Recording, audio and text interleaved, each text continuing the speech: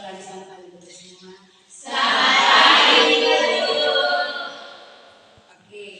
pada hari ini kita semua berkumpul kembali di sini untuk belajar. Oke, sebelum itu kita semua akan berdiri untuk kita berdoa. Dipimpin oleh Adi Floratai.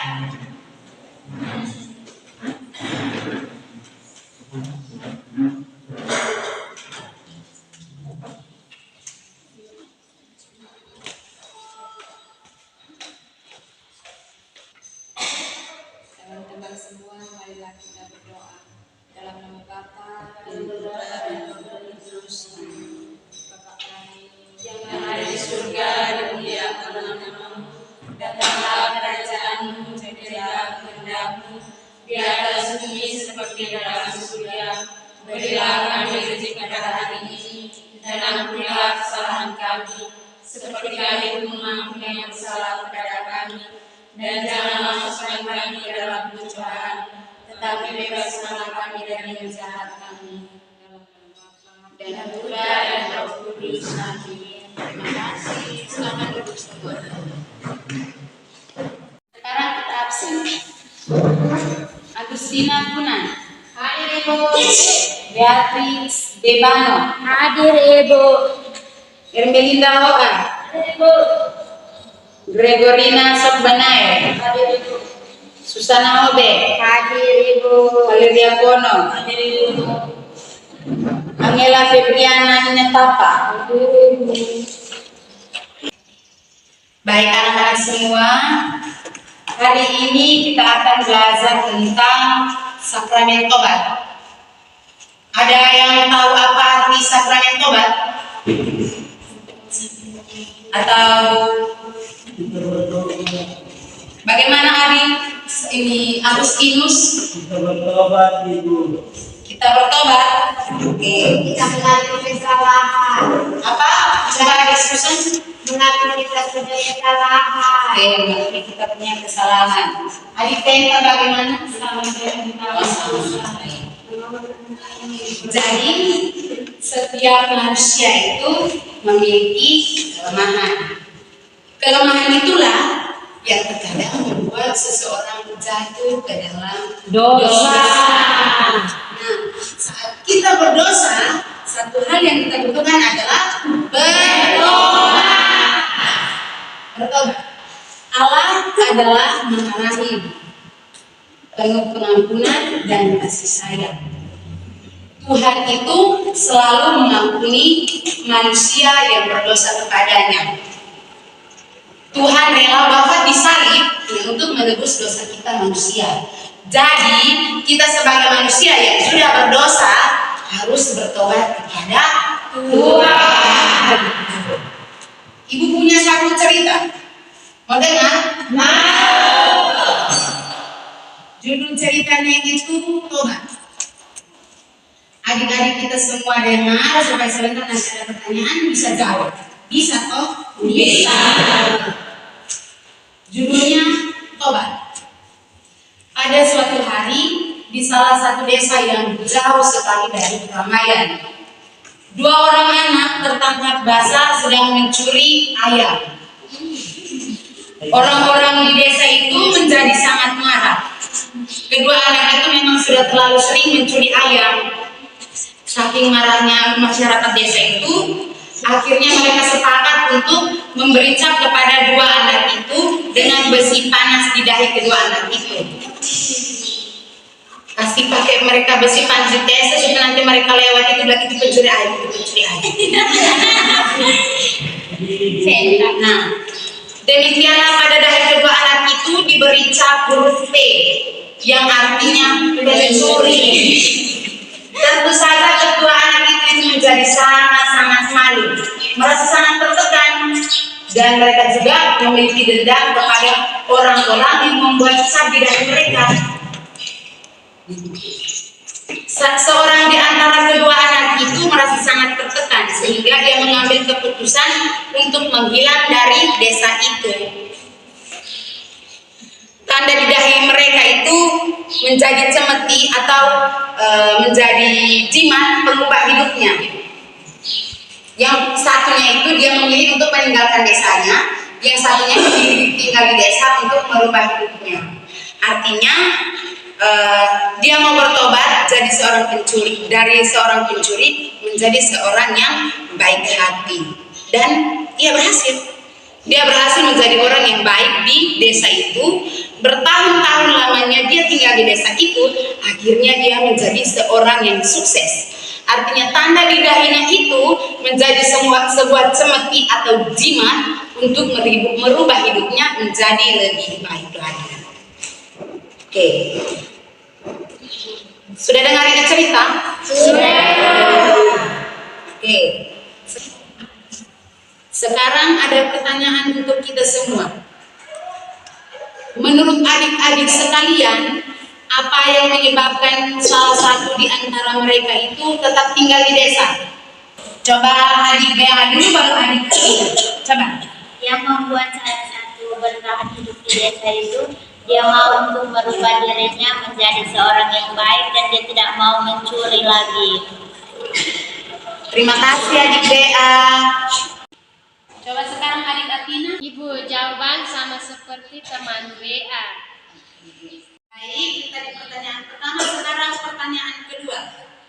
Bagaimana wujud pertobatan dari yang tetap tinggal di desa? Ada yang tahu? Artinya wujud pertobatan apa, atau wujud dari dia mengakui kesalahan dia sebagai seorang pencuri ayam itu apa? Dia merubah hidupnya menjadi lebih baik, itu seperti apa wujud pertobatannya? Ada? Ya, coba adik Seli. Dia ingin bertobat. Oke, baik. Terima kasih kepada kakak Seli. Sekarang pertanyaan ketiga.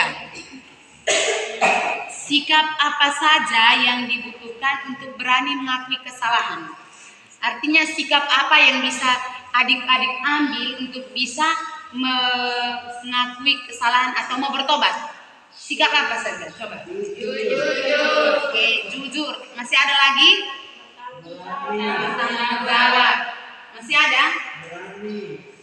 Berani. Oke, baik. Disiplin. Rajin berdoa. Mengakui kesalahan. Jadi semua yang adik-adik sebut itu adalah benar. Jadi pertanyaan pertama itu, menurut kita apa yang menyebabkan salah satu di antara mereka itu tetap tinggal di desa? Tadi adik BA itu bilang agar dia mau mengakui kesalahannya. Betul sekali. Karena pada dasarnya manusia merupakan makhluk yang lemah dan tidak pernah luput dari kesalahan. Dimanapun kita berada, baik di sekolah, di rumah, dengan teman, hingga dalam relasi dengan orang-orang terdekat atau tetangga kita, pasti pernah melakukan kesalahan. Memang mengakui kesalahan itu jauh lebih berat dan sulit. Namun demikian, dari situ kita harus belajar dari berbagai hal agar bagaimana kita bisa mengakui kesalahan di hadapan sesama saudara kita dan terutama kedua orang tua kita. Yang kedua itu, bagaimana wujud pertobatan dari yang tetap tinggal di desa. Untuk mau mengakui kesalahannya diperlukan keberanian. Yang kedua itu menyangkal diri. Kenapa dia menyangkal diri? Artinya dia mau bertobat dengan tetap tinggal di desa. Yang ketiga, meninggalkan ego kita. Kenapa kita harus meninggalkan ego kita? Karena seseorang yang egois, dia lebih senang mementingkan diri sendiri. Nah, orang yang tinggal di desa itu, dia menurunkan egonya dengan tetap tinggal di desa untuk mengakui kesalahan kepada masyarakat bahwa ia memang pernah mencuri dan dia mau merubah diri menjadi pribadi yang lebih baik. Ketiga, sikap apa saja yang dibutuhkan untuk mengakui kesalahan? Yang pertama, seperti yang terdapat dalam cerita di atas, karena keberanian untuk mengakui kesalahannya. Nah, keberanian dia untuk mengakui kesalahan itu yang membuat dia selama bertahun-tahun di desa menjadi orang yang sukses, rendah hati, dan selalu berbagi kepada sesamanya. Dan itu terbukti bahwa ia betul-betul mengakui kesalahannya dan mau bertobat kepada sesamanya dan kepada Tuhan. Setelah kita mendengarkan cerita di atas, saya minta adik-adik semua untuk kita membaca dari Injil Lukas bab 15 ayat 11 sampai 32. Coba baca judulnya perikopnya. Perumpamaan tentang anak yang gila. Sekarang kita baca sama-sama. Yesus berkata lagi, ada seorang mempunyai 2 anak laki-laki. Kata yang busuk kepada ayahnya, Bapa, berikanlah padaku bagian harta dirikan yang menjadi hakku. Lalu ayahnya membagi bagian harta kekayaan itu di antara mereka. Beberapa hari kemudian, anak bungsu itu menjual seluruh bagiannya itu, lalu pergi ke negeri yang jauh. Di sana ia memboloskan harta miliknya itu dengan hidup berfoya-foya.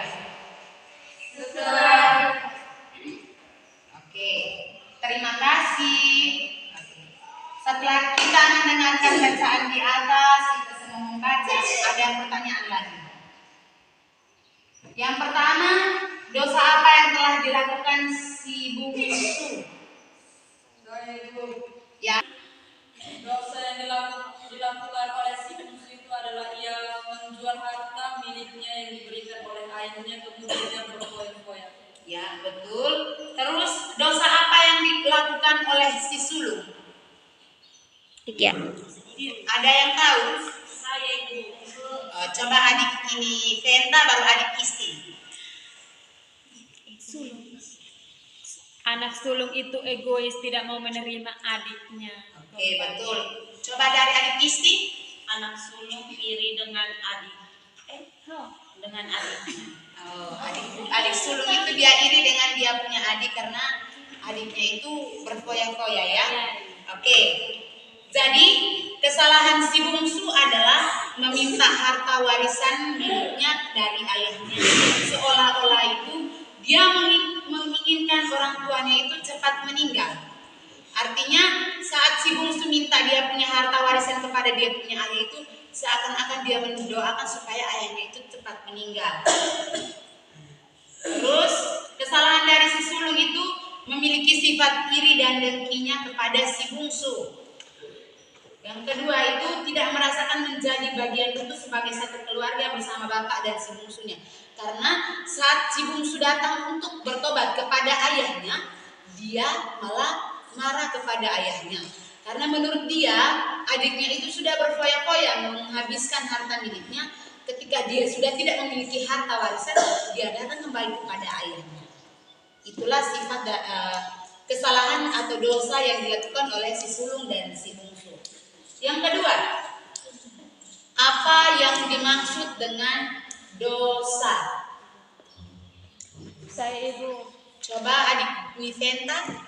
Perbuatan jahat yang dilakukan oleh seseorang. Oke, perbuatan jahat yang dilakukan seseorang. Jadi, dosa merupakan perbuatan melawan cinta kasih Tuhan dan sesama yang dilakukan secara sadar, sengaja, dan dalam keadaan bebas. Artinya saat kita berbuat dosa itu, kita tahu kalau kita itu berbuat dosa, tapi tetap kita lakukan.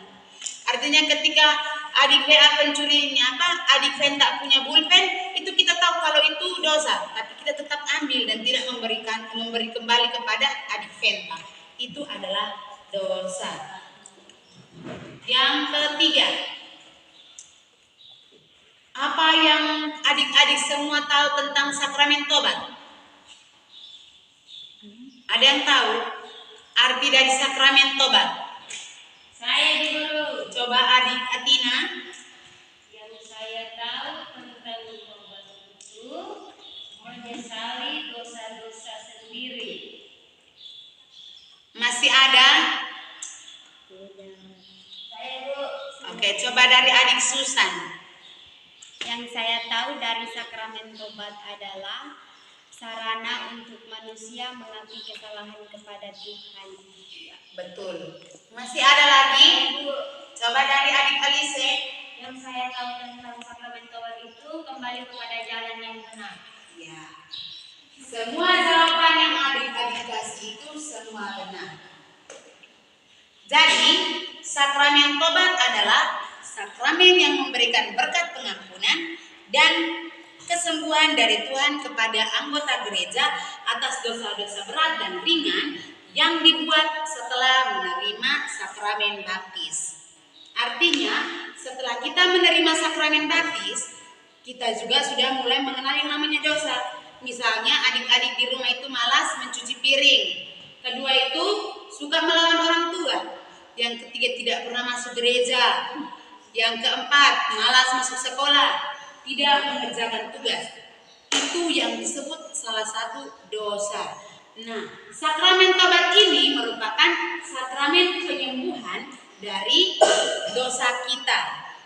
Tuhan memberikan sakramen pertobatan kepada kita agar kita mau dengan sadar diri dan dengan rendah hati mau bertobat kepada Tuhan.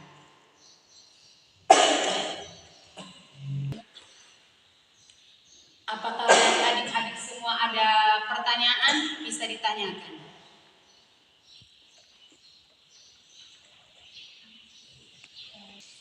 Coba dari adik BA. Ibu, saya mau tanya, perbuatan yang tidak sengaja dilakukan, apakah itu masuk dalam perbuatan yang dosa atau tidak? Nah, untuk perbuatan yang tidak disengaja, kembali lagi kepada pengertian dari sakramen kembali lagi kepada yang dimaksud dengan dosa. Dosa itu perbuatan yang secara sadar dan sengaja dan dalam keadaan bebas. Dari situ kita tahu bahwa perbuatan yang tidak disengaja tidak termasuk dalam dosa. Kalau memang perbuatan tidak disengaja itu tidak membahayakan nyawa orang lain, berarti itu tidak dosa. Nah, kalau membahayakan nyawa orang lain, itu bisa disebut dosa. Nah, kalau kita mengakui kesalahan, artinya kita pergi ke orang yang kita lakukan, yang kita buat dia, atau yang kita melakukan kesalahan kepadanya secara tidak sengaja itu, kita meminta maaf kepadanya. Kalau dia memaafkan kita, artinya dosa kita diampuni. Apakah masih ada pertanyaan? Oke, coba dari adik Isti. Dari saya Ibu, kan setiap tahun kita mengaku 2 kali. Terus kalau orang yang tidak mengaku itu dia dosa atau tidak? Terima kasih kepada adik Isti yang sudah memberikan pertanyaannya. Nah, orang yang setiap tahun atau saat Paskah atau Natal dan dia tidak mengakui dosanya itu, dia tetap berdosa. Karena yang pertama, dia melanggar aturan 5 perintah gereja yang keempat, arti yang berbunyi, Ampunilah dosa-dosamu sekurang-kurangnya setahun sekali. ampunilah dosa-dosamu sekurang-kurangnya setahun sekali. Dia yang tidak mengakui dosa-dosanya setahun sekali, dosanya itu bertambah banyak. Karena ini tahun dia tidak bertobat, tahun depan lagi dia tidak bertobat, dosanya semakin berlipat ganda. Masih ada pertanyaan? Nah,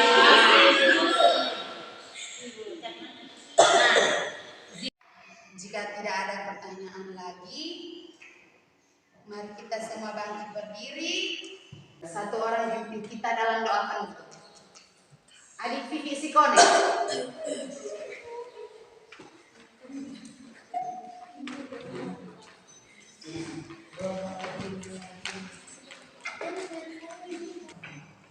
Ibu dan teman-teman, marilah kita berdoa dalam nama Bapa Dan Roh Kudus. Amin. Bapa kami Yang ada di surga, dimuliakanlah namamu. Datanglah kerajaanmu, jadilah kehendakmu di atas bumi seperti di surga. Berilah kami rezeki pada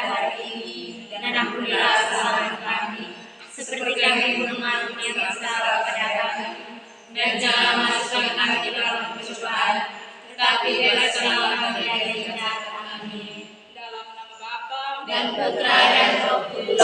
Amin. terima kasih kepada adik Titi.